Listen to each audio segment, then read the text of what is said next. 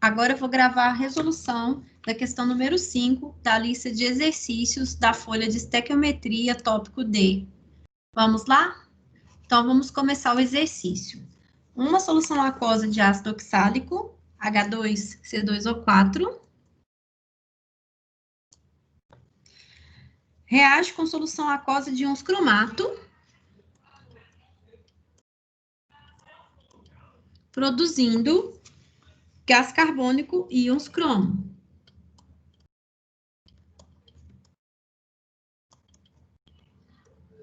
Considerando que essa reação ocorre em meio ácido, escreva a equação química que represente a reação. Então, nós já começamos a fazer isso, né? Escrever a reação química. Beleza. Observando essa reação química, antes de passar para o resto do problema, eu percebo que é uma reação de oxirredução. Então, eu percebo que o cromo deve estar ganhando elétrons, porque ele está passando de mais 6 para mais 3. Enquanto o carbono ele está perdendo elétrons. O carbono ele está passando de mais 3 para mais 4 no gás carbônico, certo? Então, eu faço o delta para eu saber quantos elétrons estão envolvidos nessa transferência, né, de elétrons aí que vai ter de um para o outro. Então, eu tenho delta final menos inicial, módulo, eu tenho mais 3, delta do cromo, e o delta do carbono é 3 menos 4, delta igual a 1. Eu tenho que fazer o seguinte agora, observar os coeficientes. Então, eu sei que o carbono, ele tem um coeficiente 2, e eu não tenho nenhum coeficiente, nem no cromo aqui, nem no carbono, nem no cromo. Então, eu vou multiplicar esse carbono aqui por 2, e o cromo eu não tenho nenhum, multiplico por 1. Então, eu tenho 3 aqui e 2. Vou colocar o 2 na frente do cromo e o 3 na frente do carbono. Então, isso é um método que eu estou apresentando para vocês, de como fazer o balanceamento de uma reação de oxirredução. Então, eu coloco o 2 na frente do cromo e o 3 na frente do carbono. Desse lado eu tenho 6 carbonos, então desse lado eu preciso ter 6 para fechar o balanceamento de massas. Desse lado eu tenho 2 cromos, então do lado de lá eu preciso colocar um 2.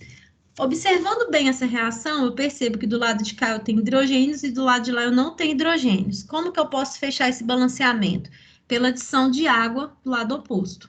Então, a água é o elemento que a gente usa para contrabalancear uma reação quando eu tiver em meio ácido, ok? Para balancear a reação.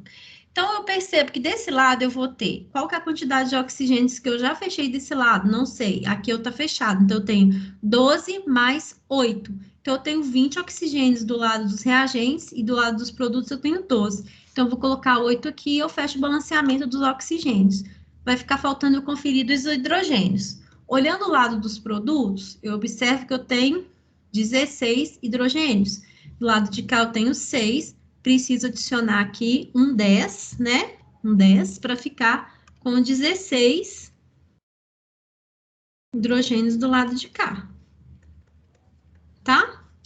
Bom, agora eu vou ter que conferir as cargas. E as cargas? Do lado esquerdo eu tenho 2 vezes 2 menos 4 com mais 10, então eu tenho um total de carga mais 6 do lado dos reagentes. E dos produtos eu vejo que eu tenho 2 vezes 3 mais 6, então meu balanceamento está correto.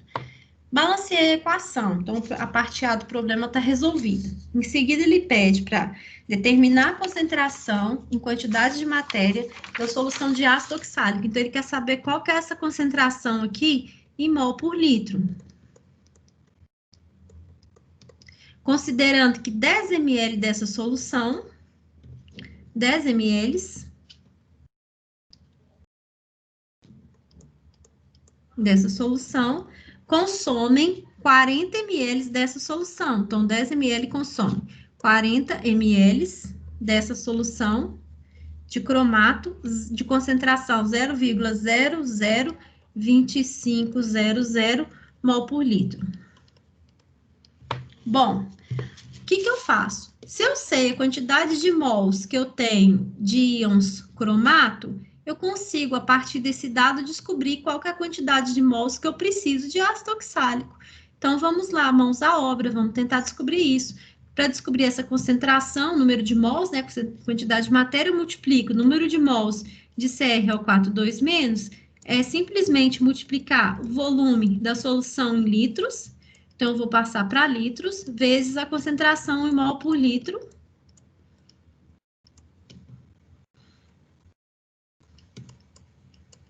Então, eu vou achar que o número de mols de íons cromato é igual a 0,0010 mol. Descobri isso? Então fica simples agora. Olhando a relação estequiométrica, eu sei que 3 ácido oxálico, 3 mols, né? Na verdade, 3 mols